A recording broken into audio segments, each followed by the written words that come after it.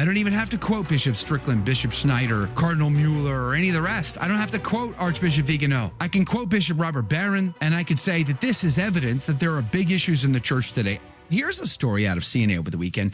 Connecticut Archbishop calls for female deacons and moving the Vatican out of Rome. Would St. Peter approve? I'm going to go on a limb and say no. We got big problems in the church today. To ignore those problems, to pretend as though there's not grave confusion growing in Holy Mother Church, I believe is not only naive, but I think it's harmful to the cause. You know, I was reading the book by Joshua Charles and Alec Torres over the weekend, and Persecuted from Within. It's a great book. And you see the stories of saints from the Holy Mother Church who have been persecuted from within the church, not without. And I find it utterly fascinating because this isn't the first, rodeo. This isn't our first walk around the block here at the church. We've had these kinds of struggles before, for sure. There is a precedent that we can go back to. And it is incredibly concerning that an archbishop in the church would call for, say, the ordination of women, which has been definitively decided against. Even Pope Francis has spoken out against it. And yet an archbishop of the church in the hierarchy is calling for this. This is incredibly troubling. But you've got problems. Things are not great when, for instance, Bishop Robert Barron. Here's a headline. Bishop Robert Barron, in frank disagreement with the Synod on Synodality's report on the development of moral teaching. I mean, there's no Bishop Strickland, okay? He's not a Bishop Athanasius Schneider. He's not a Cardinal Mueller. He's not a Cardinal Burke. There's a lot of people that I could bring up, Archbishop Vigano, and you're like, oh, Joe, they're all radicals. They're all crazies. They're radicals. They're on the hinge. They're on the far extreme. Bishop Robert Barron is definitely not in that category under anybody's description. And he is bringing up serious concerns in the church today. Let me read a little bit of this article out of CNA, which, of course, we will link to in the show notes. Bishop Robert Barron has said that he is in, quote, frank disagreement, close quote, with the final report of the Synod on Synodality's claim that advances in the sciences require an evolution in the church's moral teaching on human sexuality. In a reflection published this week, Bishop of Winona, Rochester, Minnesota, said, "It is troubling to see how members of the German Bishops' Conference are already using the language of the Synod to report to justly or justify major reformulations of the church's sexual teaching." So they're using the Synod's final resolution document to say, well, I guess this means we can do whatever we want. Barron took particular issue with the suggestions that advances in our scientific understanding will require a rethinking of our sexual teaching, whose categories are apparently inadequate to describe the complexities of human sexuality in the synthesis document. He called this language condescending to the richly articulate tradition of moral reflection in Catholicism, including the theology of the body developed by St. John Paul II. To, quote, say this is multi-layered, philosophically informed, theologically dense system is incapable of handling the subtleties of human sexuality is just absurd, close quote, Barron said. Going on to say, quote, but the deeper problem I have is that this manner of argumentation is based upon a category error, namely that advances in the sciences as such require an evolution in moral teaching, he added. Going on to say, let us take the example of homosexuality.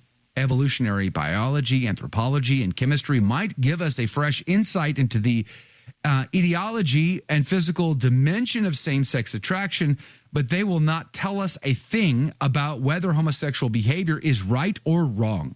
Barron goes on to say in this article, and again, I'm going to link to it in the show notes for you, but basically says, it's one thing to meet people where they're at. Well, we should definitely meet people where they're at. But you got to get them where they got to go. And that's my words, not his. But basically, he's making the point that we can meet people in their difficulties and complexities of life, but if we're not evangelizing them and bringing them closer to the divine heart, bringing them closer to a relationship with Christ where they can put away the old man and put on the new Christ, then we are failing them. We are failing them. To meet people in the difficulties and complexities of their life is part of the process, but only to the goal and end of evangelizing them and helping them obtain salvation. That is our mission. That is our purpose. Anything else is a failure on our part. If we do not meet people where they're at and get them where they got to go, well, we have failed. So that's the Barron issue. And I'm arguing, my point is, Bishop Robert Barron is a canary in the coal mine. I don't even have to quote Bishop Strickland, Bishop Schneider, Cardinal Mueller, or any of the rest. I don't have to quote Archbishop Vigano. I don't have to. I can quote Bishop Robert Barron, and I could say that this is evidence that there are big issues in the church today. And to say otherwise, to ignore the point, to spin this thing in some other direction, I think is irresponsible and naive. This is an article out of pillarcatholic.com. The headline says, Rome sets red lines for talks with German bishops. The 3-page Vatican document published November the 24th addressed discussions between German bishops and curial officials that are expected to take place in January, April, and June of 2024. The talks, which will focus on resolutions issued by Germany's contentious synodal way, are due to involve the Vatican's dicasteries for the doctrine of faith, the promotion of Christian unity, bishops, divine worship, and legislative texts. The note's publication follows the release of a November 10 letter in which Pope Francis said he shared concerns that elements in the German church are taking steps to steer it increasingly away from the universal church's common path. The Pope was referring to the decisions of the synodal way, an initiative that brought together the country's bishops and select lay people at 5 synodal assemblies between 2020 and 2023. Participants endorsed texts calling for women deacons, a re-examination of priestly celibacy, lay preaching at masses, same-sex blessings, and a revision of the Catechism of the Catholic Church on homosexuality. The note from the Vatican Secretary of State said that not all of the issues raised by the German initiative could be placed on the same level. Some of them have aspects that cannot be put up for discussion, but also aspects that can be subjected to joint, in-depth discussion, it explained, according to the English translation, published by the website Rorate Caeli. The note said that 2 topics were there where there is no possibility of arriving at a different assessment, were the teachings that priestly ordination is reserved to men and the church's negative judgment on homosexual acts. So the question is being asked today, is it enough? Is this pushback enough, or is this pushback a day late and a dollar short? We've only been asking for this type of clarity now for, years in this pontificate and have not received it. But, this is a step in the right direction. I do agree, and hats off to finally doing it.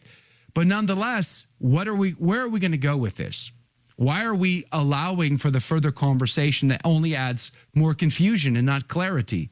Why aren't we pushing back to the point of, this is what the church teaches, this is what you need to do?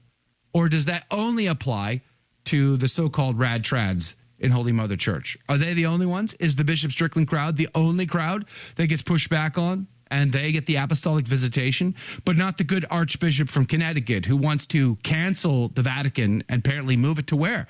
You want to go back to Avignon? Is that where you want to go, good Archbishop? Or do you want to go to Connecticut? Do you want to bring the Home Office to your backyard? Where exactly would you move the Vatican if you had the choice to do so? And of course, promoting the ordination of women is an issue that's been settled not only by previous popes, but by Pope Francis himself. He has said no to this issue, but you persist. Why is that? I'm just curious, especially if you're the guy being tasked to apostolically visit other bishops and judge them. I'm just curious as to why you hold that position. Maybe you're not getting an apostolic visitation. Seems like there may be one in order for that. I don't know, but who am I? I'm just a lay person, a knuckle dragger who doesn't get to make these decisions. But I do have an opinion on the matter, and golly gee whiz, if asked by His Holiness what I think, I would say clarity is charity. And the world needs clarity in an age and an era of confusion. It needs Christ and clarity more than anything. Christ above all things. Christ in front of us. Christ behind us. More on that coming up next. Did you like that video? It's okay. You can admit it. It's perfectly fine. Hey, we cover the big stories of our day, from inside the church to outside the church to all points in between, and we do it from a Catholic perspective. It's called A Catholic Take. It's a radio program Monday through Friday. We live stream it right here on this channel, by the way, so make sure to subscribe, like, and share. We would be very grateful to you. And don't forget, you're going to want to watch this video right here because you don't want to miss anything.